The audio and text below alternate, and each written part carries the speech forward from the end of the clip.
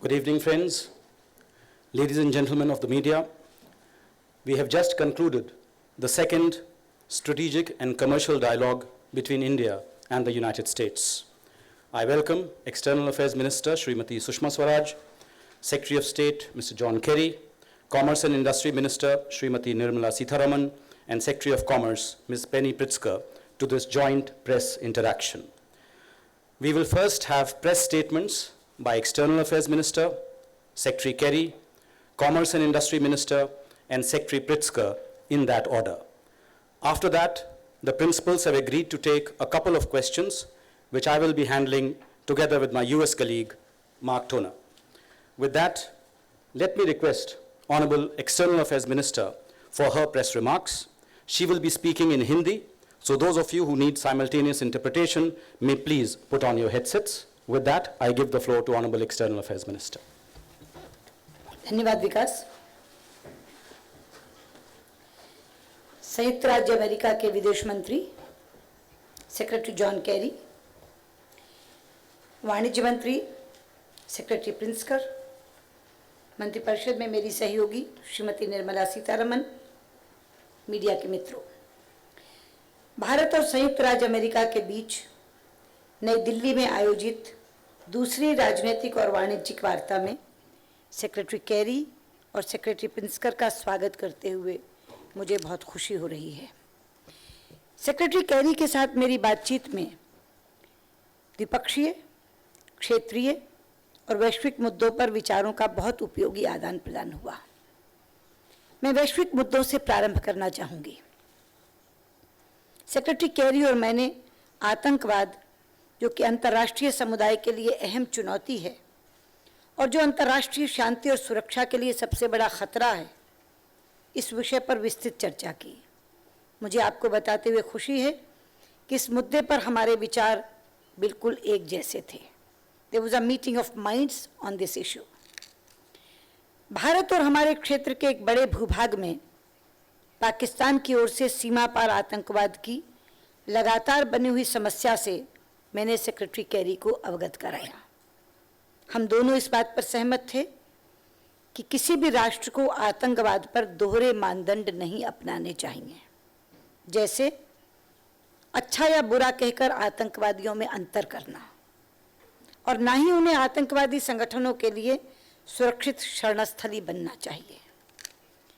हम इस बात को हमने एक बार फिर दोहराया कि पाकिस्तान के लिए यह आवश्यक है कि वो अपने यहाँ आतंकवादियों और आपराधिक नेटवर्कों जैसे कि लश्कर तैयबा, जैश ए मोहम्मद और डी कंपनी के लिए शरणस्थली को खत्म करे।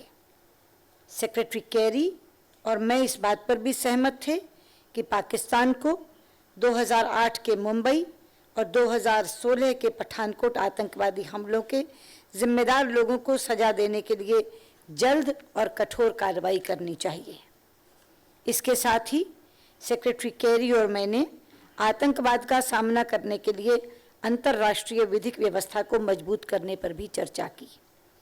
हम इस बात पर सहमत हुए कि आतंकवाद का सामना करने के लिए आपसी सहयोग के लिए और उपाय किए जाने चाहिए, विशेषकर ऐसे आतंकवादी जिनकी पहचान कर ली गई है और संदेह के घेरे में हैं, उनसे संबंधित सूचनाओं के आदान प्रदान के समझौते को शीघ्र प्रभावी करने की आवश्यकता है। हमारी इस बात पर भी सहमति बनी कि हम आपस में इंटेलिजेंस को साझा करने में तेजी लाएंगे और संयुक्त राष्ट्र के द्वारा आतंकवादियों और आतंकवादी संगठनों को उसकी इस संबंध में बनाई गई सूची में लाने के लिए मिलकर कार्य करेंगे। इस संबंध में हम संयुक्त राष्ट्र की 1267 नंबर समिति में अपने दृष्टिकोण में समन्वय भी कायम करेंगे।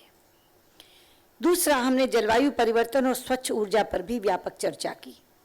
भारत और संयुक्त राज्य अमेरिका दोनों पेरिस समझौते को पूर्णतः लागू करने को उच्च प्राथमिकता देते हैं।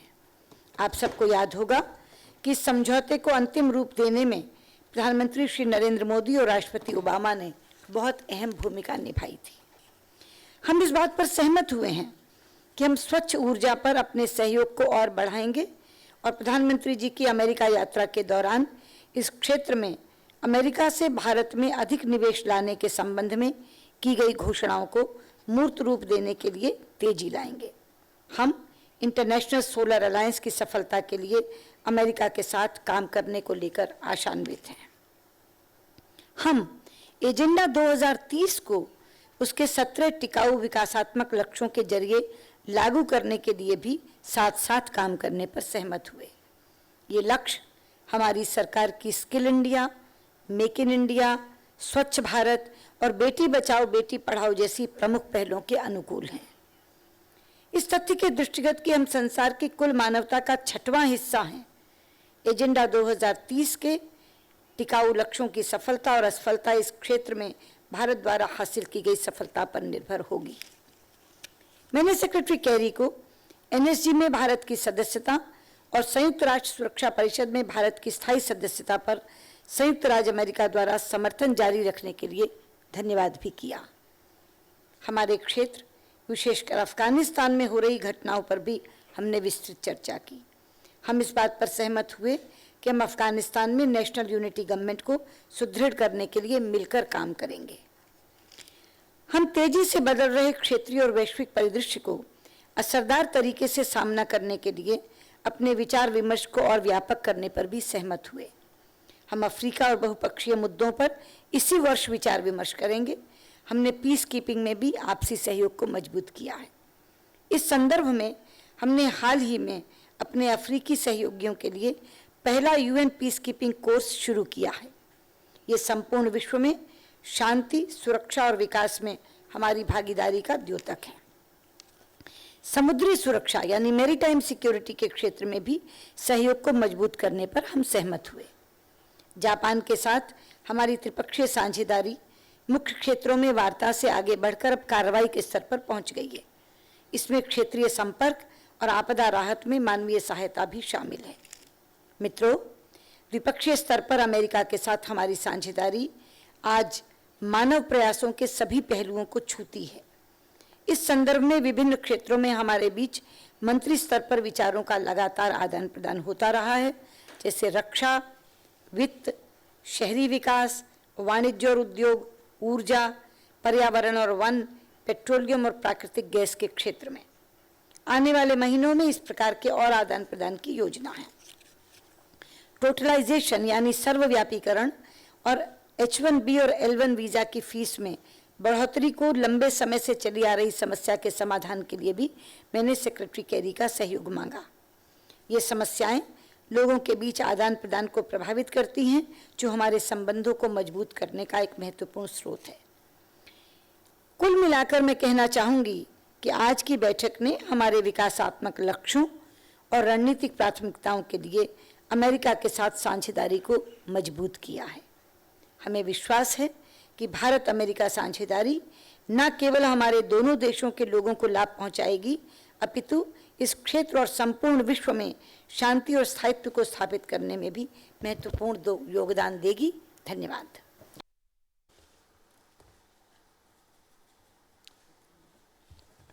Well, good evening, and thank you very much.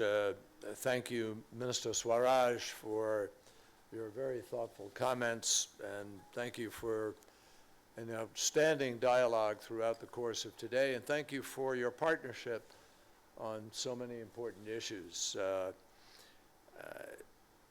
In more than 2 years of working together, I have to say that you have always lived up to your reputation as a fierce advocate for India's interests and for India's citizens.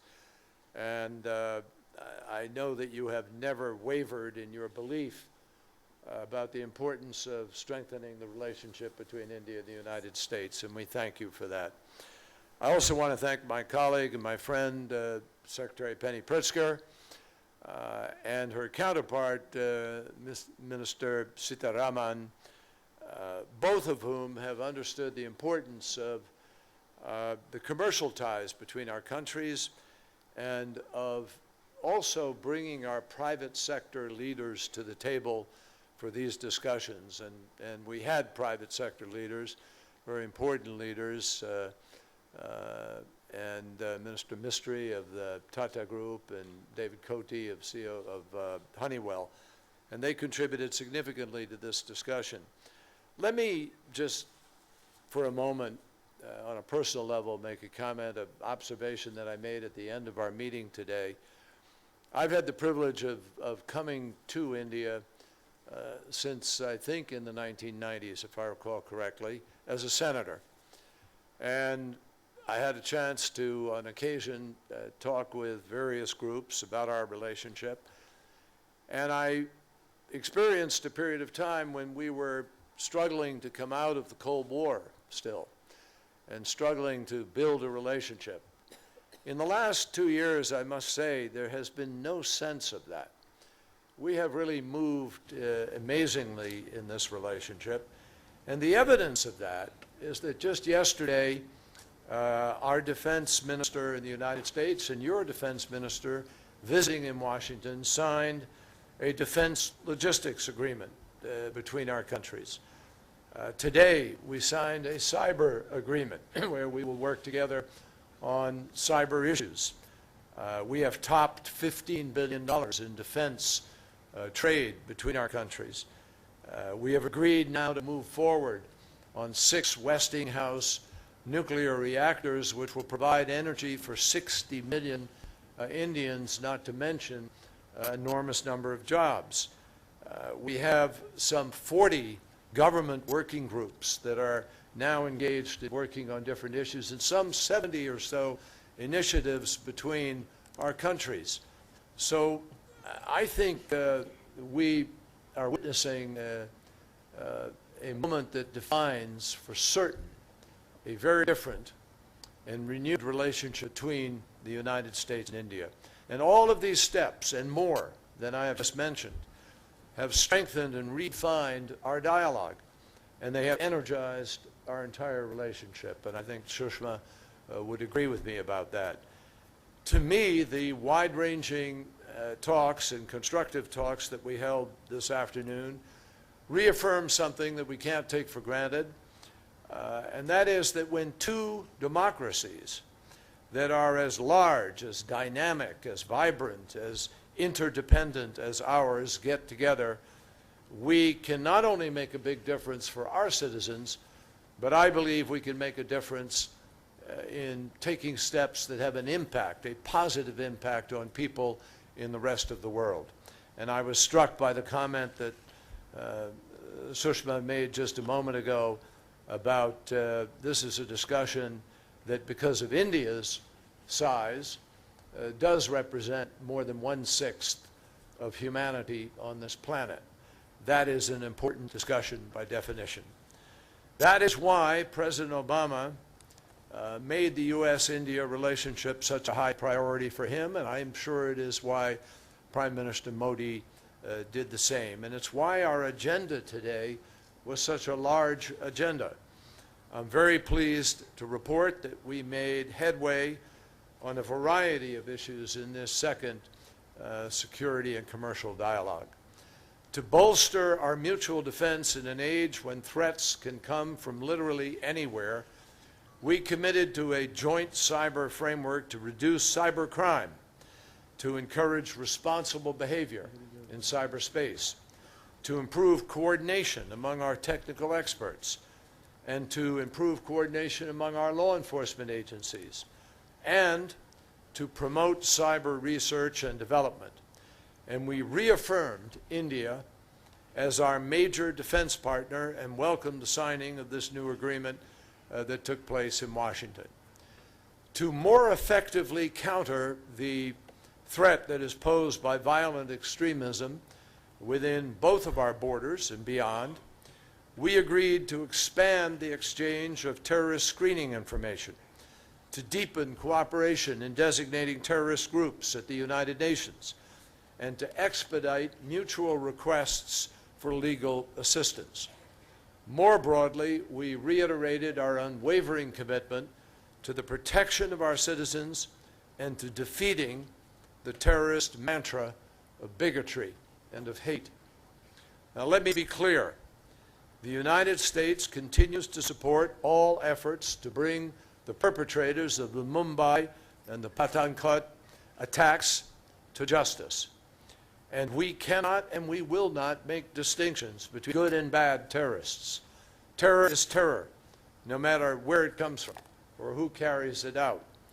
And to build on our shared leadership in combating climate change, the United States is going to do more to help India upgrade its power grid and work with our private sectors in order to help provide financing for innovative, renewable energy projects and clean energy entrepreneurs. That is the only way we will have a chance of adequately meeting the promise of Paris and adequately meeting the challenge of climate change. Our civil nuclear cooperation will bring affordable, clean energy to tens of millions of Indian households as we move closer in the use of safe, modern, latest generation modular nuclear power.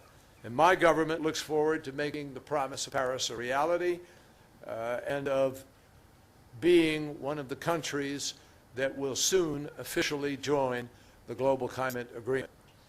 Now, to halt unnecessary loss of life and prevent diseases, we intend to develop and start clinical trials for vaccines against dengue and tuberculosis.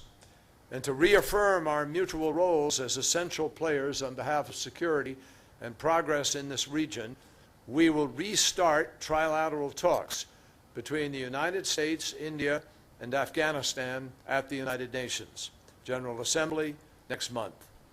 Doing so is going to enable us to determine how best to build on the past gains of securing villages, empowering women, educating students, and promoting good governance across Afghanistan. And I want to thank India for the important contribution it has been making to the efforts in Afghanistan. Now, there were, of course, a lot of other issues that we discussed, including our robust student exchange programs, cooperation in space, support for women's rights, and making it easier for Indian travelers to enter the United States. The bottom line is that India and the United States are more deeply engaged on more important issues than at any time in the history of our relationship. In other words, we are cooperating and we are working more closely together than ever before. And this is a product of the many interests and the values that we share, and is a process, I think, that also comes from the deep respect that we have for each other and for the personal relationship that Prime Minister Modi and President Obama have built together. In closing, I again thank my friend, Minister Swaraj, for her special hospitality and her leadership, and to say that I look forward to our continued collaboration on behalf of peace and security in the months and the weeks to come. Thank you. Thank you, Secretary Kerry. May I now invite Honorable Minister for Commerce and Industry, Srimati Nirmala Sitharaman, to make her press remarks. Thank you. We had a fruitful and productive meeting at the second Strategic and Commercial Dialogue meeting, which was held today. Both the sides appreciated the intense engagement between India and the United States under various work streams and various economic initiatives under the SNCD mechanism. It was assessed that ties between the United States and India have never been stronger, as reflected by the unprecedented commercial cooperation, high levels of bilateral trade, and highest ever FDI inflows to India in 2015-16, especially from the US. In the morning, Secretary Pritzker and I held discussions with the US and the Indian CEOs and took into account their extremely valuable suggestions on economic development initiatives. I thank the US CEO Forum co-chair, Mr. Dave Cote, and Indian CEO Forum co-chair, Mr. Cyrus Mistry, for successfully articulating major concerns and recommendations of the CEOs on both the sides, which will form an important input for our ongoing work under the SNCD. A number of recommendations made during the previous two editions have already been acted upon. Based on the CEO Forum recommendations, we have agreed to take a focused intervention in the following areas. One, we have launched a transparent government e-marketplace GEM, developed by the DGS&D, we have agreed to look at best practices exchange with GSA, Advantage, which deals with government procurement in the US. We will work on best practices on procurement models, and will look at collaboration between the Department of Expenditure and the US TDA. 2, taking forward innovation and entrepreneurship work stream, we have agreed to focus our attention on small and medium scale enterprises. We would be looking at creating a platform for sharing of best practices and technology, as also address issues of finance and market access for SMEs, and thus promote their integration into global value chain. We have agreed on a program called the Silicon Valley Comes to India, which will have experts from USA coming to India to interact with startups and provide the required momentum to Indian entrepreneurial ecosystem. The third is under the commercial track of the strategic and commercial dialogue. Secretary Pritzker and I had extensive discussions on bilateral economic initiatives and reviewed the progress made since the last SNCD under the 4 work streams relating to infrastructure collaboration and smart cities, ease of doing business, innovation and entrepreneurship, and standards. Both sides welcomed the addition of travel and tourism as a new work stream for future collaboration. We took note of the progress in infrastructure and smart cities collaboration, such as the Smart Cities Business Development Mission to India, reverse trade mission to USA by the Andhra officials. It was agreed that the US TDA will collaborate with Andhra Pradesh government for facilitating integrated master plan development, and the US TDA collaboration with Ajmer and Allahabad to facilitate their proposal for the Smart City Challenge stage would continue. The collaboration initiated for municipal bonds with Pune would also continue. We were very happy to share that reforms in commercial law, such as the bankruptcy code, and policies such as Make in India have yielded remarkable benefits facilitating ease of doing business in India. The offshoots of our constant focus on innovation are there for all to see. India's ranking in the Global Innovation Index has shot up 15 places this year alone. India and the USA have agreed to co-host 2017 Global Entrepreneurship Summit in India, which will bring together entrepreneurs, investors, educators, government officials, and business representatives from all around the world, creating a new opportunity for investments, partnership, and collaborations. We have signed the GES Statement of Intent for this event. We have decided to work together to see how US companies and investment bodies tap the opportunity of India's infrastructure projects through mechanisms like the National Infrastructure and Investment Fund. Both sides will also facilitate collaboration in research in health sector, specifically focusing on non-communicable diseases like the cardiovascular ailments, diabetes, and cancer. We welcome the exchange of best practices in the area of standards and outcomes of roundtable organized by the CII in association with standards regulators of both the countries. We discussed the NPL and NIST collaboration, which would look at both developments of reference material production and collaboration on physical, mechanical, electronic standards. A technical delegation on standards to US is also proposed, which will engage with NIST on reference material production, conformity of assessments, and conformity in standards. BIS will also engage with NIST on TBT inquiry point and sector-specific guides.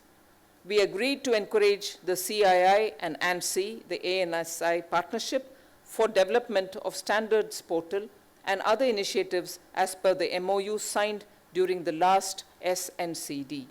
We agreed to make a new addition to the existing work streams under the SNCD on partnership in the travel and tourism sector. Both sides recognize the huge potential for engagement in advancing bilateral trade in travel and tourism services, and it was agreed to observe 2017 as the Travel and Tourism Partnership Year. Given the increased tourist movement between both the countries, the cooperation in the areas of best practices in tourism administration and marketing, public-private partnerships, diversification of travel and tourism expertise, niche markets, and promotional activities are likely to benefit both the countries. Both countries discussed their priorities for economic development and the policies initiated to achieve these objectives and agreed to continue their engagement in fulfilling the potential for bilateral trade between the two largest democracies of the world. Thank you.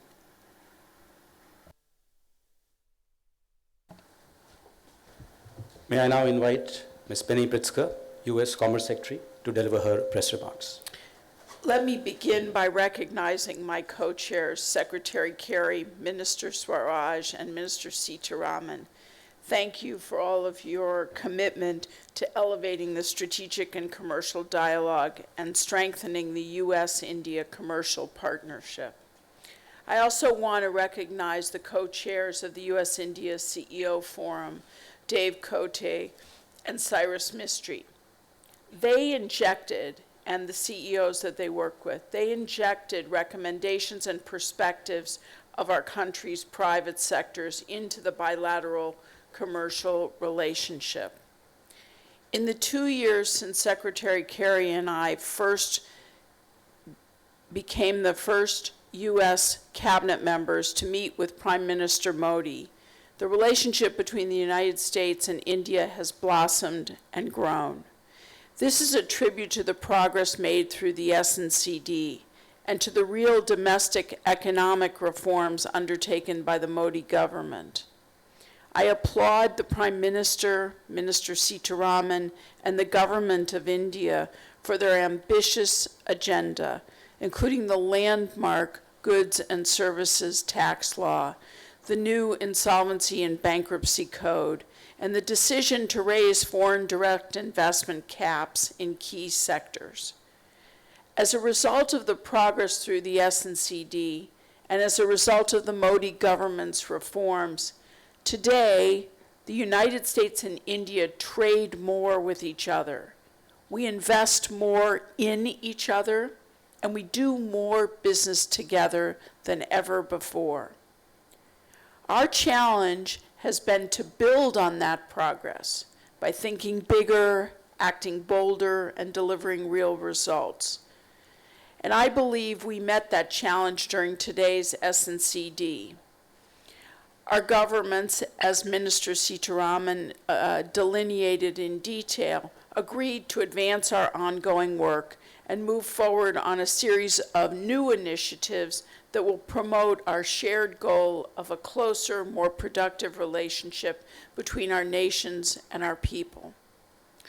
Over the next year, our governments will partner to implement new recommendations from the U.S.-India CEO Forum, including facilitating financing for infrastructure and energy projects, the development of India's smart cities, enhancing digital infrastructure here in India, improving the ease of doing business, and supporting our small businesses, our innovators, and our entrepreneurs. We're excited about that our governments will soon sign a partnership agreement to launch the Global Procurement Initiative here in India to encourage the broader adoption of value-based procurement methodologies in India's civil sector. We also agreed to strengthen economic ties between U.S. and Indian states and cities, including by highlighting state-level business opportunities and linking U.S. and Indian companies looking to invest with local leaders and economic development officials in both of our countries. Finally, we will inaugurate our first ever bilateral dialogue on travel and tourism tomorrow.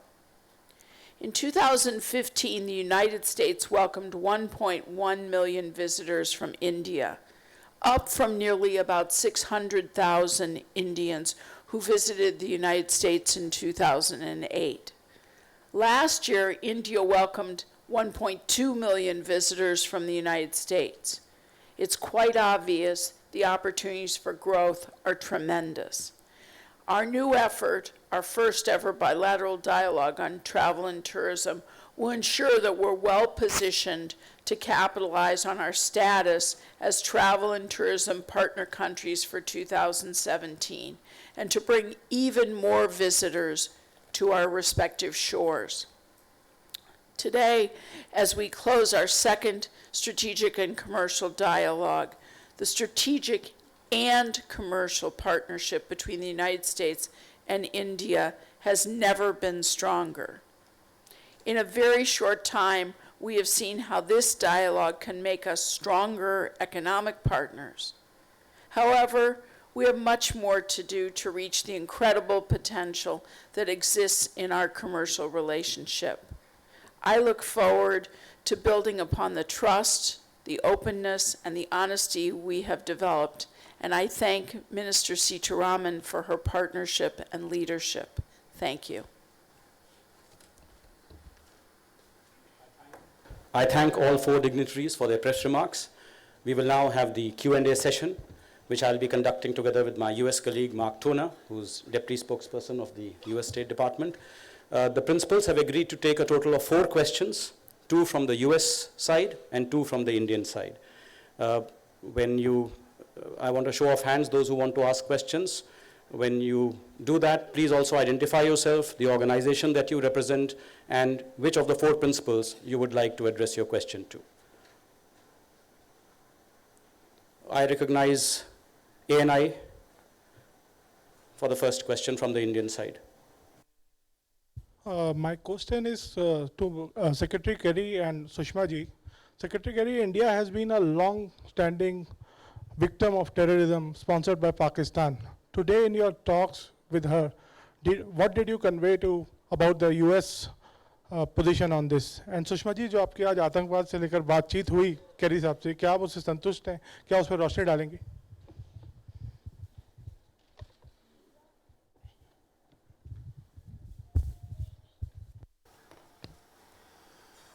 Well, thank you for the question. I think I answered the question in my opening comments, in which I made it very, very clear that the United States stands in strong partnership with India against all terrorism, no matter where it comes from, no matter what form it takes. And as I said, there's no good terrorist here and bad terrorist here. Terrorism is terrorism. We stand fully behind India in demanding that there be justice with respect to the Mumbai attacks, with respect to other. And we have had conversations with all of the members of the region, frankly, about efforts they need to take to curb terrorism that comes out of their countries. And that is true of everybody, anywhere in the world. So I think it is crystal clear that the United States and India are of exactly the similar mind with respect to the issue of terror and the need to not only prevent it, but to bring those to justice who perpetrate it. आपके सवाल का दूसरा भाग मेरे लिए था। मुझे लगता है सेक्रेटरी कैरी का जवाब सुन के मुझे ही नहीं, आपको भी संतोष हुआ होगा। मैंने अपने प्रारंभिक वक्तव्य में भी बताया था, अमेरिका और भारत मित्र देश हैं और विश्व के सबसे बड़े लोकतंत्र हैं। मित्र देशों से जिस तरह की अपेक्षा आतंकवाद के मुद्दे पर की जाती है, उसी अपेक्षा के अनुरूप सेक्रेटरी कैरी ने मुझसे बातचीत की। जैसे अभी भी उन्होंने कहा, चारों बातों पर वो सहमत थे। इस पर भी कि आतंकवादी को अच्छा बुरा कह के अंतर मत करो, इस पर भी कि आतंकवाद को की शरण स्थली किसी सरकार को, किसी देश को नहीं बनना चाहिए, इस पर भी कि मुंबई और पठानकोट के हमले के आतंकवादियों के खिलाफ जल्द और कठोर कार्रवाई होनी चाहिए। और इसके साथ साथ यूएन की जो समिति है जो आतंकवादी संगठनों को या आतंकवादियों को प्रतिबंधित करती है, वहाँ भी हमारा समर्थन करने की बात उन्होंने की। तो मुझे लगता है जो बातचीत आतंकवाद के मुद्दे पर सेक्रेटरी कैरी के साथ हुई और यहाँ भी जैसा उन्होंने उत्तर दिया, वो बहुत ही सकारात्मक दिशा दिखाता है। Over to you, Mark, for the next question. Thank you. First question on the U.S. side is Leslie Roughton of Reuters.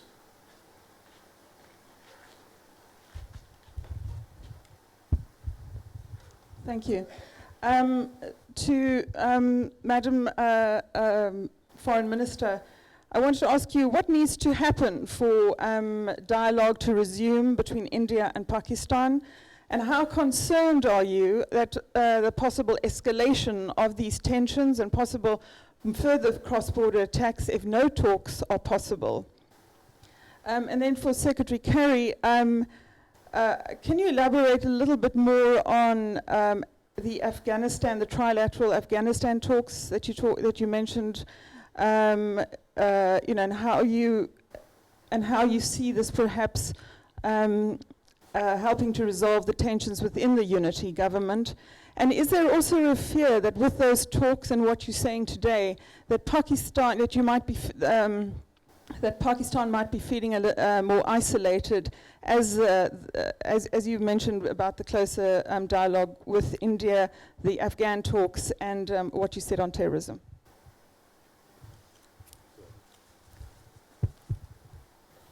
देखिए, हम दोनों के बीच जो तनाव की बात आपने की, आपको इतना मालूम है कि हमारी ओर से कोई तनाव पैदा नहीं किया गया। हमने पाकिस्तान के साथ रणनीति में पहला मुद्दा ये रखा कि हम शांति से हर चीज़ सुलझाना चाहते हैं, और उसके लिए हमने हर तरह की पहल की। जब ये सरकार बनी, सरकार बनने से पहले शपथ ग्रहण समारोह में पाकिस्तान के प्रधानमंत्री को बुलाया। उसके बाद फॉरेन सेक्रेटरी लेवल टॉक्स की शुरुआत करने की बात की, लेकिन उन्हीं की तरफ से ऐसा किया गया कि हमें वार्ता रद्द करनी पड़ी।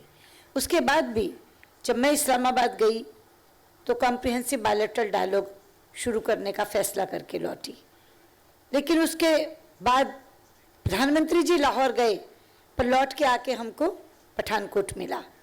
तो कम से कम अब आप जब बात कर रही हैं कि हम क्या चिंतित हैं या हम बातचीत कैसे शुरू कर सकते हैं, कम से कम हमारे देश की इतनी अपेक्षा तो है कि पठानकोट पर कोई कार्रवाई होनी चाहिए। आतंकवाद और वार्ता साथ साथ नहीं चल सकते, ये हमने कह रखा है। तो इसलिए कोई चिंता की बात नहीं है, लेकिन एक अपेक्षा हमें ज़रूर है, और बातचीत तभी शुरू होगी जब कम से कम इन चीज़ों पर कोई कार्रवाई होगी।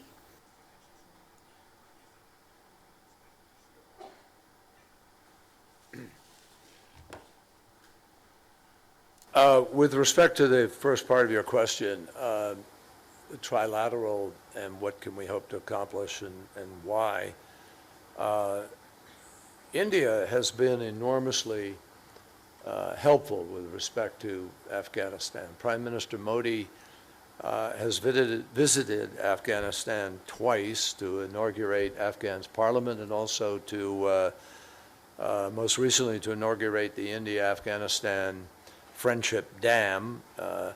There are major infrastructure projects in Afghanistan that India is investing in. I think there's about $2 billion of Indian investment in Afghanistan, and clearly it is in India's interest, as it is in Afghan interest and our interest and Pakistan's interest, frankly, to have a peaceful and stable Afghanistan that is no longer under siege from the Taliban or from any other group that tries to use its territory to propagate terror.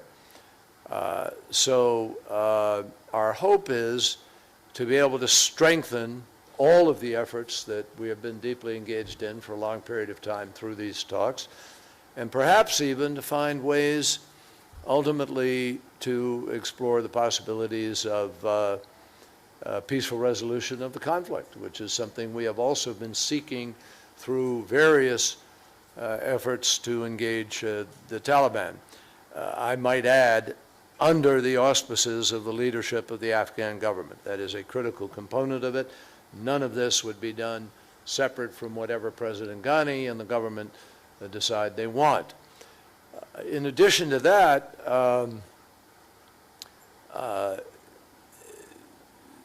The question of Pakistan feeling isolated because of it, et cetera, I think all of us are in touch with Pakistan in one way or the other.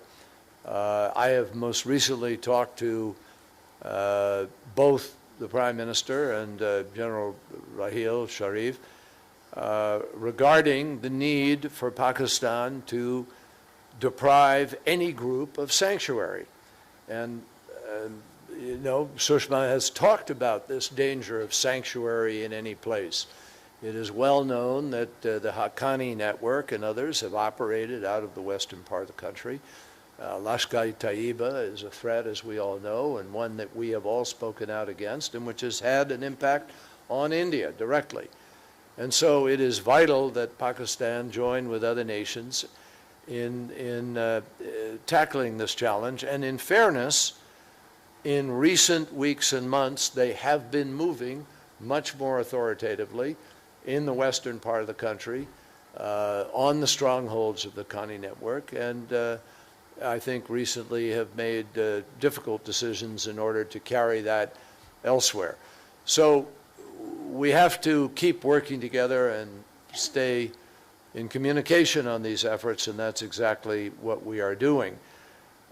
We also are in touch with the unity government in Afghanistan. I have had personal conversations with both President Ghani and Chief Executive Dr. Abdullah Abdullah. Our special envoy, Rick Olson, and the ambassador, Mike McKinley, are working extremely hard right now with all of the parties, as are others, in encouraging them to resolve the differences that exist. And I think India's participation, frankly, can only help strengthen those efforts and underscore to the government of Afghanistan the importance of them being unified, of working through whatever difficulties exist, and of remaining stable in the face of the challenges that they face. So my hope is that Pakistan, on the contrary, is not isolated by this, but is encouraged by this, and finds in this a roadmap for its own choices, because we all need to be engaged simultaneously and in the same direction in tackling this challenge of terrorism. The government of Pakistan has made it clear to me that they are deeply committed to this effort, and we need to cooperate as much as possible in order to rid ourselves of this scourge that is disrupting life in so many places, in so many parts of the world. And I believe we are, I might just add, this is not part of your question, I am convinced we are on the road to success. It takes a while. Daesh is significantly under pressure in Iraq and in Syria.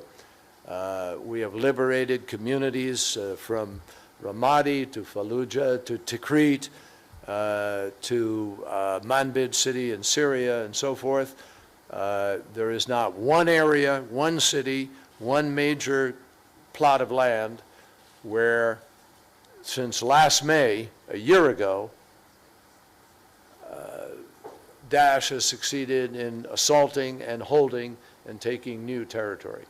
So there are obviously big challenges of communication, of recruitment, of dissatisfaction in certain places that they try to appeal to. But that is the value of the kind of meeting that we had here today. It is to organize our efforts and to make sure we are cooperating as broadly as possible on a global basis, because there isn't one country in the world, not one, that supports the intentions of a Daesh or of a Boko Haram or of an Al-Shabaab or any of these other terrorist entities. And they're the ones that will be isolated by what we are doing here today. Second question from the Indian side. I recognize Elizabeth Roche from Mint. My question is for Mrs. Nirmala Sitharaman.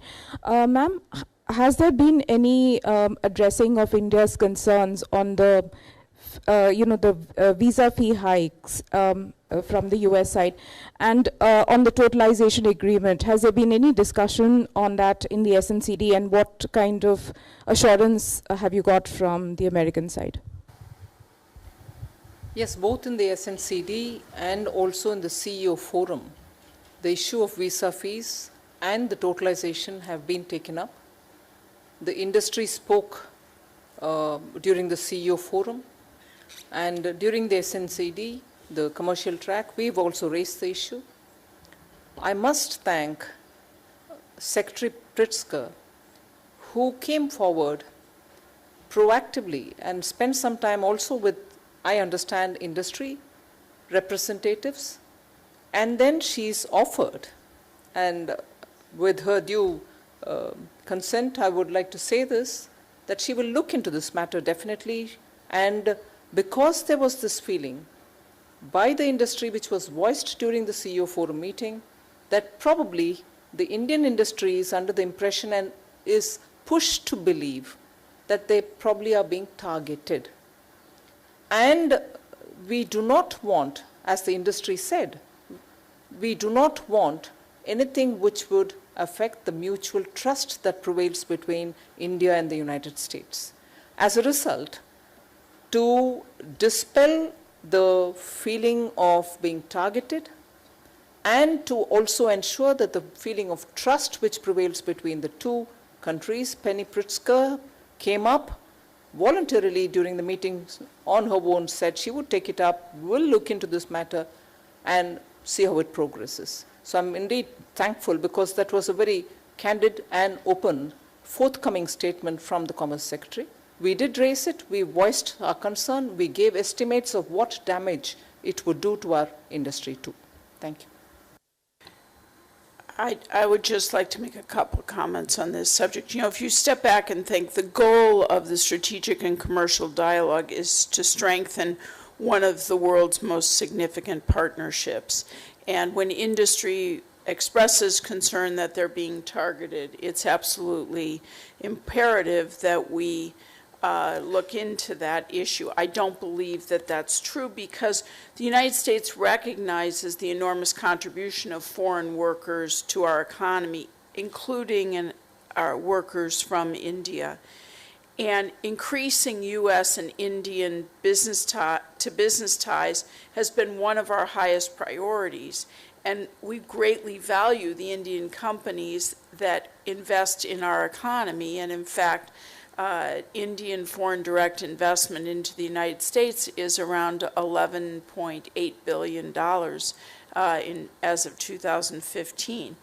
And in fact, if you look at the data, Indians are the beneficiaries in fiscal year 2015 of about 69% of all H-1B visas and 30% of all L-1 visas issued worldwide.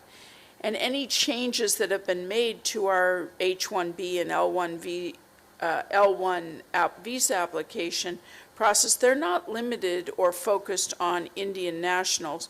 They're an across-the-board change. But given the concern expressed by Indian industry, I committed to Minister Sitaraman to look into this and to report back. So I will be working with the State Department to understand how we're implementing the new laws that we have. Thank you. The final question will go to Nick Wadhams from Bloomberg.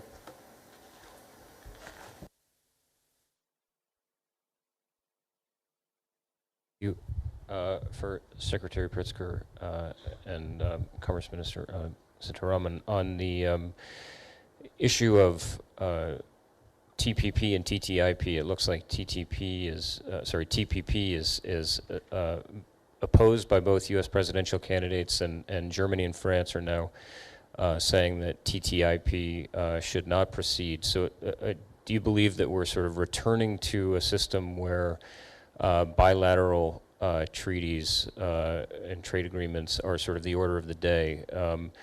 And then in line with that, I noticed that over the course of the day, there was no mention of the BIT between India and the United States. Is that an indication that an investment treaty is sort of dead in the water, that there's too much work to be done on that right now, and can you talk a little about the importance of proceeding with the BIT? Thank you. Let me begin by saying the trade agenda for the United States has been a top priority for President Obama and for all of us in the administration. And trade is always difficult to get done, and particularly multilateral trade agreements. TPP is an agreement that we've completed negotiation. We're in a process to see if we can get this passed. Our president and our entire administration remain completely committed to that agreement. It's not only an important economic agreement, but it's an important strategic agreement for the United States. It really underscores part of our commitment to our partners throughout the Asia-Pacific region who want us and want our businesses to be more present. They want to adopt the high standards of labor standards, environmental standards, e-commerce standards that will enable them to trade as a first world nations. And so this is not an agenda that we are foregoing at all. As it relates to, the BIT with India, I make the same statement I made to the previous question, which is, this is my third visit to Delhi. I've had many, many meetings with Minister Sitaraman, and our teams have met, because we are focused on strengthening one of the world's most significant partnerships, both from the strategic standpoint and the commercial standpoint, which is why we elevated the commercial side of our relationship. And, one of my proudest accomplishments as Secretary of Commerce is the commitment we've made to that elevating of our economic ties between the United States and India, and the progress that we've made towards achieving the vision that President Obama and Prime Minister Modi set out for us, which is to strengthen, deepen, and broaden our commercial and economic engagement. As it relates specifically to the BIT, a high standard U.S.-India BIT would provide real economic benefits to both of our countries and would significantly boost India's efforts to attract U.S. investment. But it's not in anyone's interest, or neither of our interests, to negotiate an agreement that doesn't meet those high standards. In the meantime, we've made enormous progress, and whether it's facilitating financing for energy projects, infrastructure projects, whether it's investment in India's smart cities, enhancing the digital infrastructure here in India, improving ease of doing business, supporting small businesses, innovation, entrepreneurship, growing our travel and tourism. We have a robust agenda where enormous progress is being made.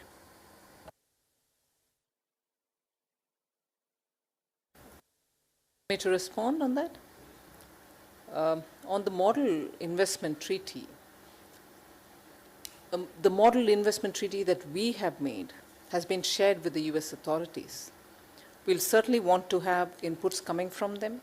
Based on that, we would like to continue the dialogue towards the BIT. As regards TTIP and TPP, you observed rightly, the presidential candidates of the US have both spoken about it. At this stage, there's nothing that we can comment. We certainly will wait to see how, after the elections, the TPP is progressing. As regards European Union, we will also wait to have a dialogue for a FTA with European Union. We've asked for dates. So for India, it's a time to wait and watch, although we are eager to continue talking. This concludes the joint press interaction. Thank you all.